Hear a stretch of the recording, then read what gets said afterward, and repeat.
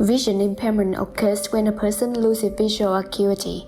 There are 2.2 billion vision impairment cases and nearly half of them are incurable worldwide. Several companies have created and are continuously developing retinal neuroprostheses, which are implantable medical devices that act as the natural retinal for people who are suffering from vision loss and provide them some degree of vision. Currently, 3 companies have a license for the public use of retinal neuroprostheses, and one of them is called Argus 2, produced in America. There is also a Melbourne-based project called Diamond Prostheses from Bionic Vision Australia. They will be represented in later sections. Retinal neuroprosthesis directly connects to a patient's retinal ganglion cells, simulating them with a stimulating array meant to replicate the photovoltaic principle by which light acts on the retina. 2 types of stimulating arrays have been tested: electrode-based arrays, which are directly controlled via electrical stimulation, and photodiode-based arrays, which are smaller in size and controlled by light rays. All prostheses require a camera to capture data, typically mounted to glasses, and a computing unit to process the image data into a format that can be delivered to the stimulating array. Here are a few examples of the various approaches to engineering retinal prostheses. Argus 2 was the first retinal implanted device to be approved by the FDA in 2009. Argus 2 was invented by the company Second Sight Medical Products Incorporated in collaboration with Dr. Mark Humayan. Argus 2 aims to provide useful vision to blind individuals who are afflicted with retinitis pigmentosa. The Argus 2 system functions similar to that mentioned in the introduction. It utilizes an implant, a camera-mounted glasses, and a video processing unit. The camera captures images which are converted to stimulated electrical pulses which will stimulate remaining inner retinal neurons via the implant. The Argus 2 suffers from some trade-offs between providing higher resolution and lifespan of the device. Argus 2 was designed as a permanent implant with a longer lifespan. As a trade-off, it uses larger components resulting in a bulkier build. Patients are able to improve the visual resolution themselves by changing the magnification of the camera to provide a 20-200 vision.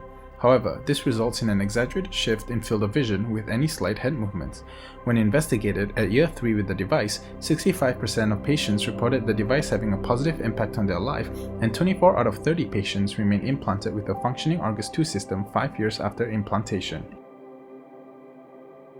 Optical prosthetic technology may seem like a figment of sci-fi movies, but some of the most frontline technologies are currently being trialed in our backyard. Bionic Vision Australia, in collaboration with Monash Vision Group, have proven that diamonds are not only a girl's best friend, but may also be the saving grace for visually impaired patients. Unlike its other electrode-based predecessors, BVA's diamond device ensures greater biocompatibility and device durability due to the non-conventional material choice. Many improvements have been made to the diamond device to upscale the density of information delivered to the retina. Among those are fine wire connections from the microchip controller to the stimulating array to improve image quality, and the development of algorithms that stimulate more electrodes with a greater degree of specificity, increasing the number of potential usable electrodes up to 1,024. Of course, the device is in its trial stage, and many problems are still being resolved. Physical constrictions such as the external camera setup affect transmission of images from the camera to the electrode array, and higher resolution of images requires more electrodes in the array, which may not always be practical. Furthermore, BVA is developing surgery techniques which will enable the diamond device to be implanted more securely against the retina. One of the more recent developments in this field was by EPFL, who published a paper detailing their new photodiode-based retinal prosthesis back in 2018. The prosthesis is quite remarkable in that they have managed to achieve a stimulating array density of about 2,215 photodiodes. These photodiodes are flexible, allowing for the prosthesis itself to be flexible. This makes surgical implantation easier and enables larger prostheses to be implanted. This larger surface area then has the benefit of a larger stimulated visual field of about 46.3 degrees versus 20 degrees present in the Argus 2. Unfortunately, the photodiodes are less voltage sensitive to light than retinal cells, so they are unable to function off of environmental stimulus alone. Thus, a display needs to be an amplified version of the camera's image onto the photodiodes. While this introduces the possibility of inputs spilling over onto adjacent photodiodes, this approach also potentially avoids the complexity of electrode-based data transfer, as no wires or coils are required. However, the long-term reliability and longevity of this approach remains to be tested.